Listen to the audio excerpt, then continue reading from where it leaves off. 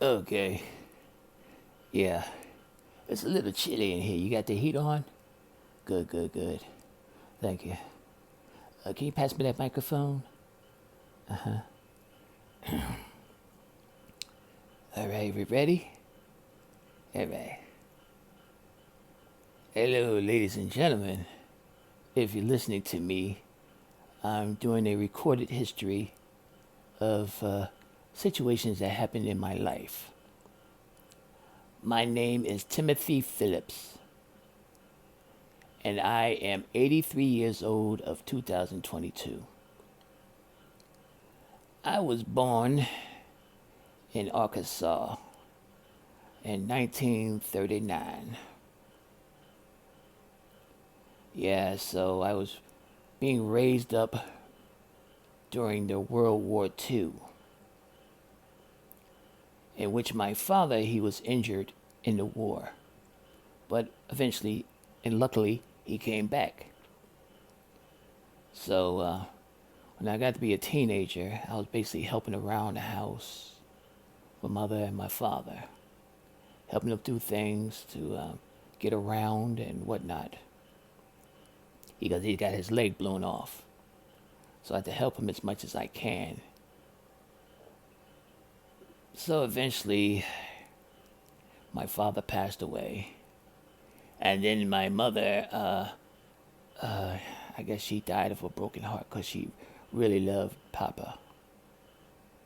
So at age 20, and that was about 1959, I made my way up north.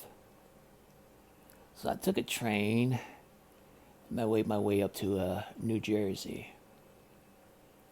And I did many things to try to make some extra money. Because in my heart, I'm a hustler. I work hard, but I always want to hustle and get some money. And I had no problem working hard. I never had a problem. I did what I had to do. Bag groceries, wash cars, lawn, and I did anything. Because my father also taught me how to do things a lot, like mechanical stuff and fixing things. So I was kind of a jack of all trades and trying to master as many as I can.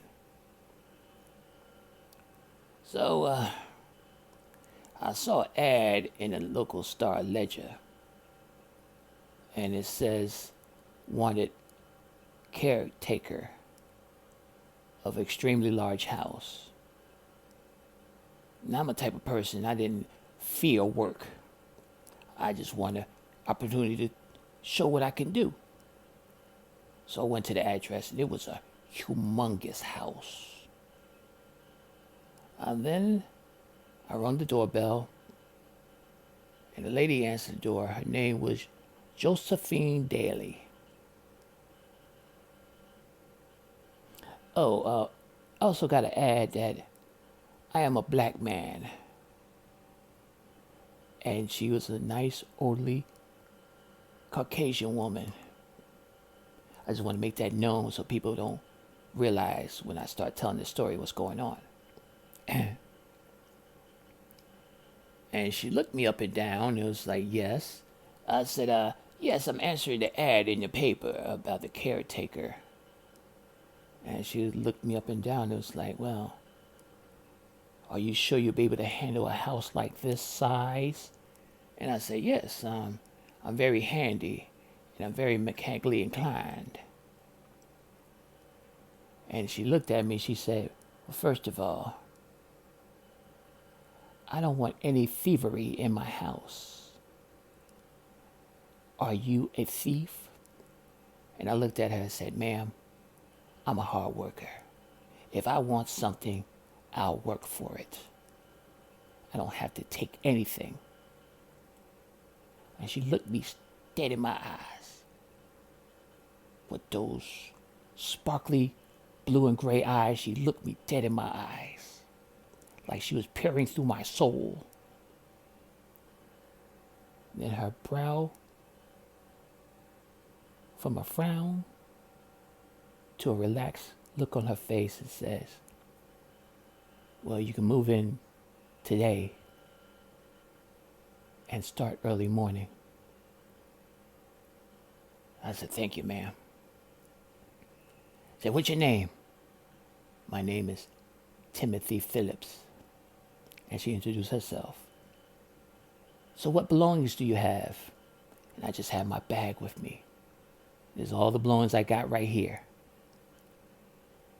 Well, she said, come on in. And I'll show you to your room.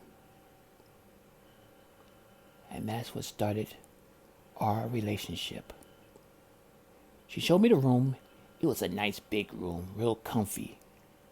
And she told me I like my breakfast promptly at 8 a.m. sharp. I said, yes, ma'am. I know how to cook. I'm from down south. Good, good. And she told me what she liked to eat. I said, that'll be fine. And she said, there's a lot of things that need to be fixed around this house.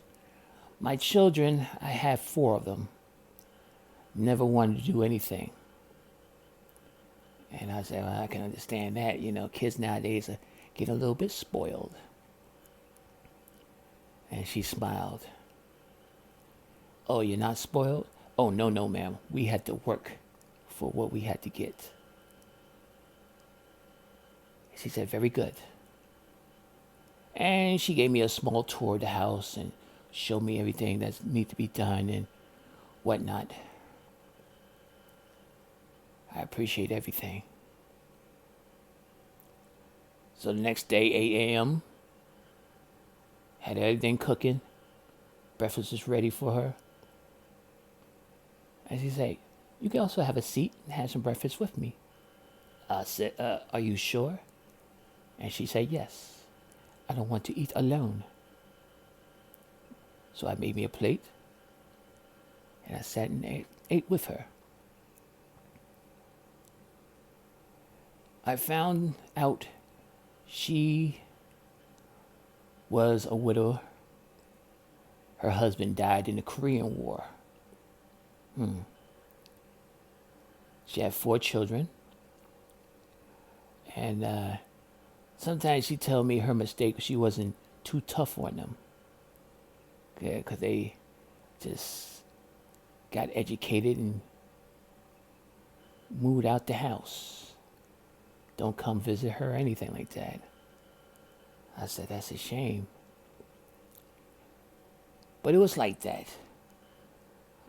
Every morning I made breakfast and I sat and talked with her. And she had the most interesting stories on how she grew up. And throughout the years, as I took care of the house, made sure nothing happens to the house, we grew a bond because I was missing my mother. And it seemed it turned out Miss Daly became my adopted mother. I enjoyed her company. I enjoyed our talks. But I made sure I take care of the house. Fix anything that needed to be fixed. Make sure the plumbing was on point. And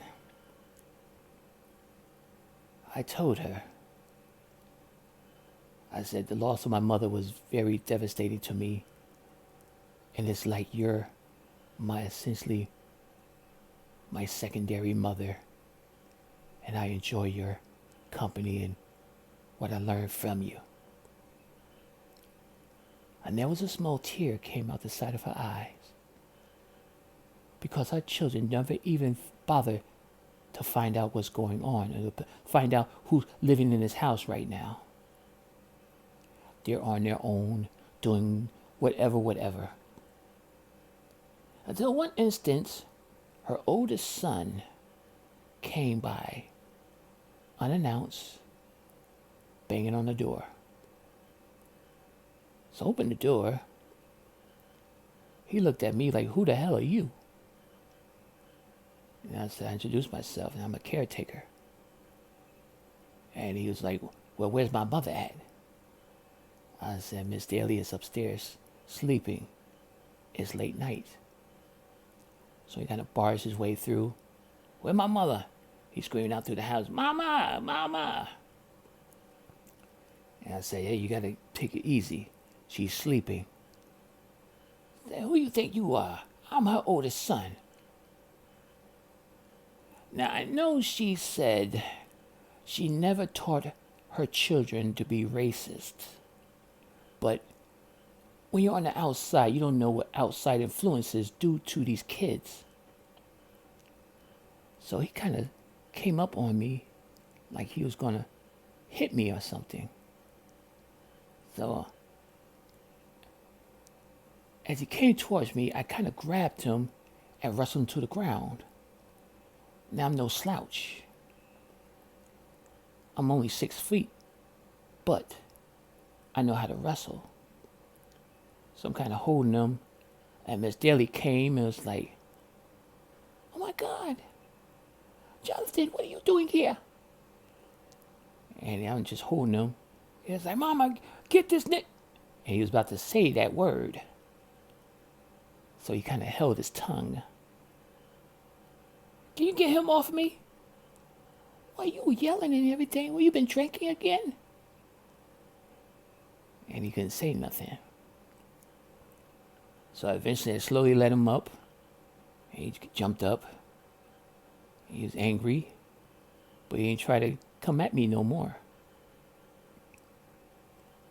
So she said, look, I don't like it when you're like this. Now go on. Get what you got to get. Huffing and puffing, he left the house.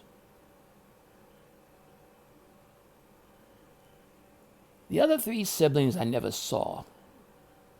Didn't care to.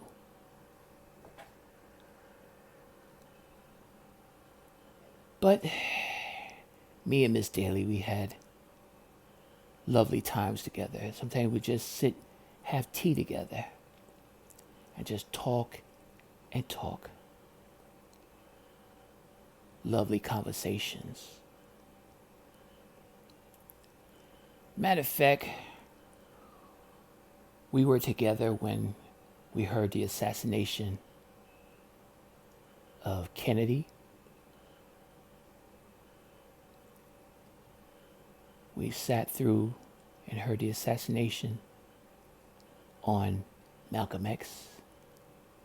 But the one that was truly tragic was the assassination of Martin Luther King. We listened to his records before the I Have a Dream speeches and everything. She said that black people need more civil rights in this country. We need to be all treated equal because of our contributions to this country. She was a free thinker, that Miss Daly. Always treated me with respect, and vice versa. I loved her so much. She, in my mind, was my mother. And throughout the years and throughout the histories, from Nixon,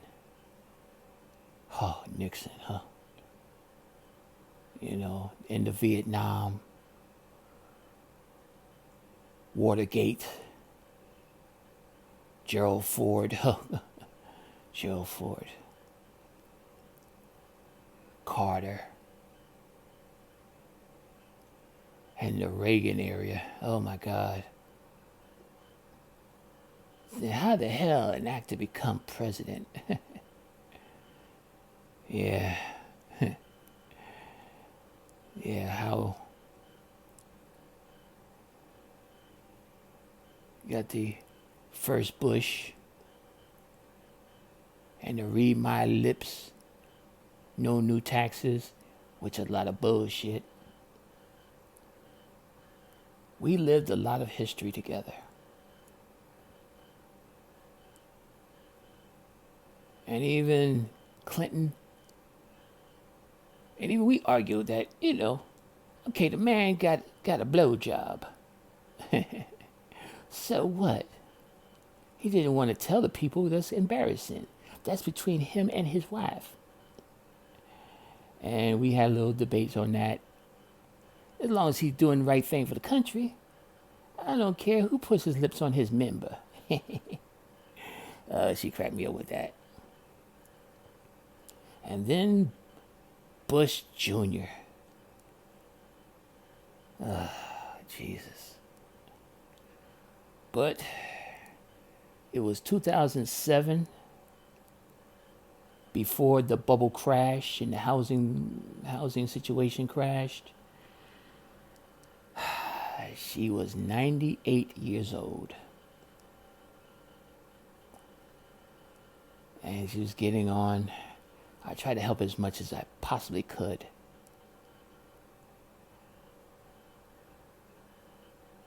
And then I had to call 911 because she was getting sickly and she had to go into the hospital. She didn't want to go, but she had to go. She was in intensive care. And I was the only one who visited her.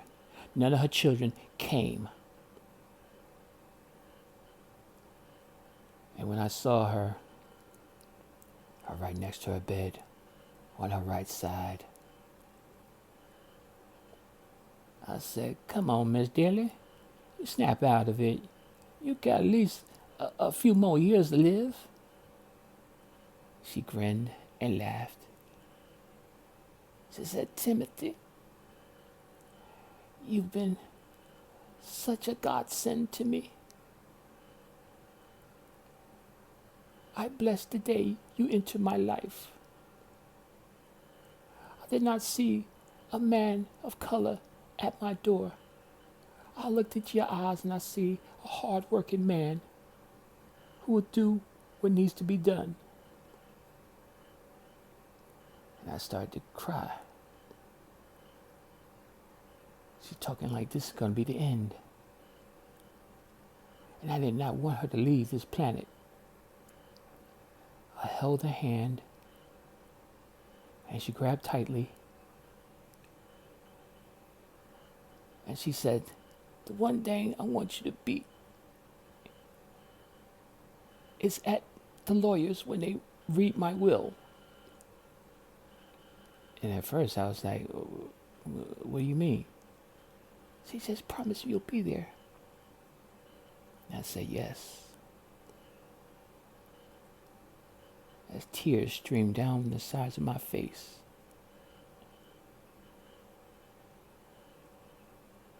And last words she says, "My son, I love you, Timothy."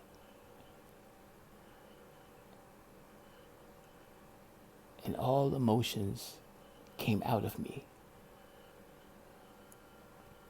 A cascade of river came down my face as the heart monitor flatlined.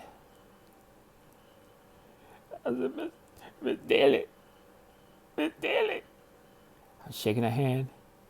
"Miss Daly, don't go. Don't go.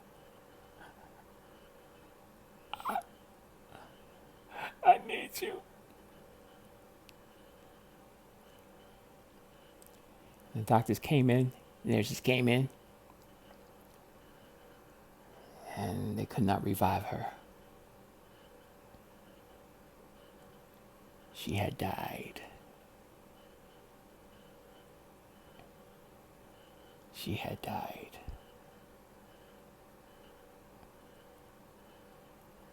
That was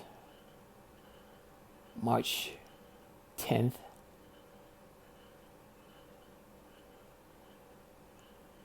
2007.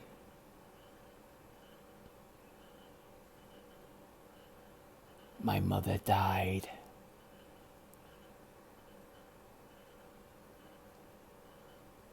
And grief had never came over me so hard than seeing that beautiful old woman pass away like that. No other children came by. They knew where she was at. So I was in the house straightening up.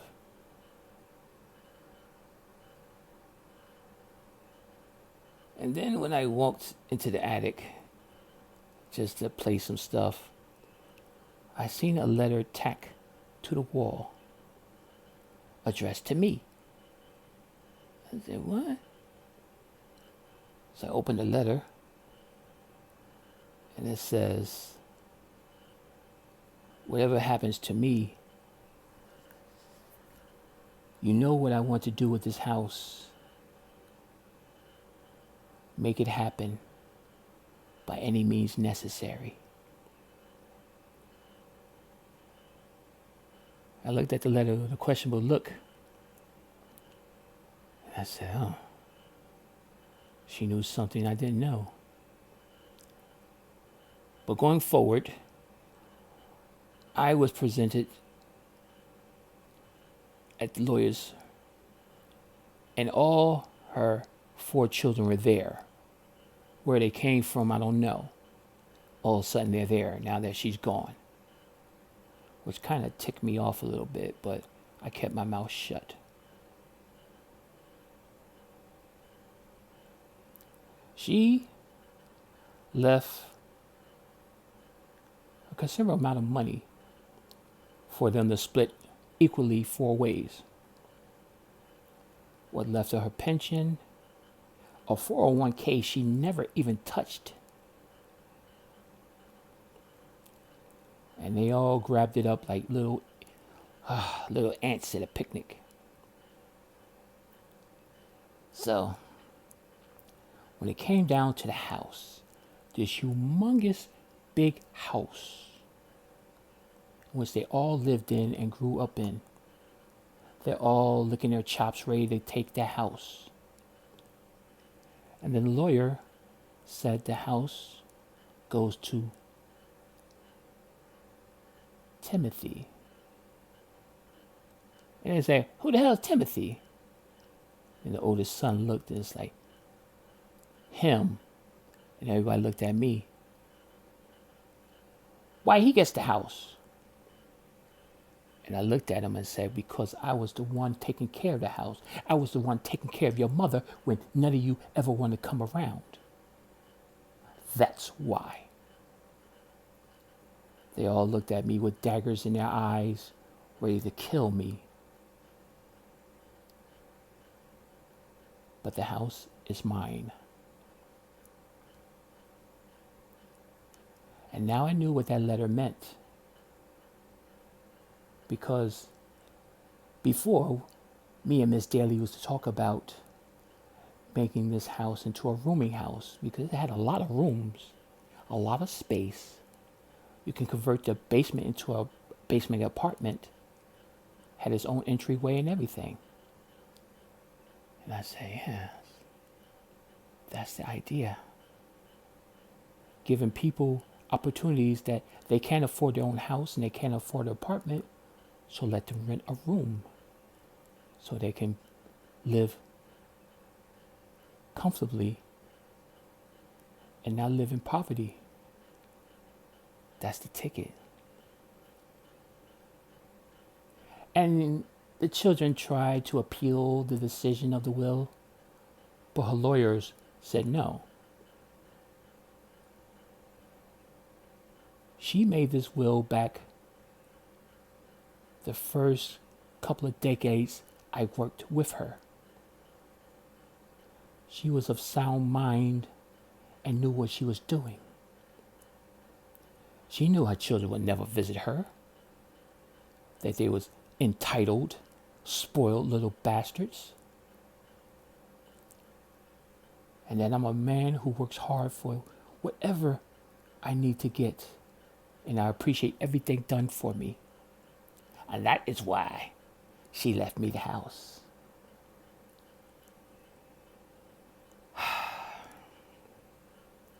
So I ran the house successfully, renting out rooms for people who has to have a job, either a job or they're in school. As long as they're able to pay for the house, for the rooms. If they can't afford a month or whatever, a week, I'll let them work it out. Work in the garden, fix up the house, do lawn work, whatever the case may be. I'm a fair person. So, it is now 2022, and I have the largest rooming house in Newark, New Jersey. I've had people, future senators, mayors, businessmen, managers, one CEO of a large company who you might have been shopping with. Yeah. Because I've always instruct people, you live here, you work here, try to be the best you can be in life. And eventually her children, I believe they died. Probably not the life they want to live, but it's neither here or there. Now I'm a little bit older. I'm 83 years old. Yeah, my hip is hurting a little bit, legs hurting. And I have a tenant who helps me out. He's a good guy. And sometimes you just sit out there, get some fresh air in the backyard, look at my garden. And occasionally, I see Miss Daly looking at me, waving with a big smile on her face, proud of what I've done. And I wave back with a smile and a thank you. She did not know color or race. She just knew integrity and knew that I would be the person that will help fulfill her dreams. That I'm a hard worker and I'll get things done. We went through a lot of history together. And she was always my mother. I was thinking she was my mother reincarnated into this person.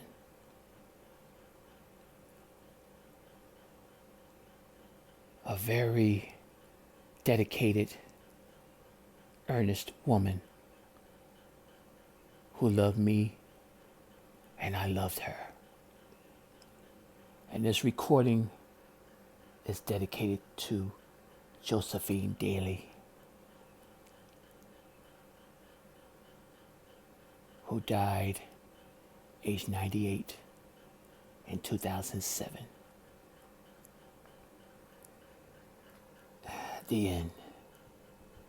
All right. I'll stop this recording, huh? All right. The button right there? Okay. Thank you. Thank you.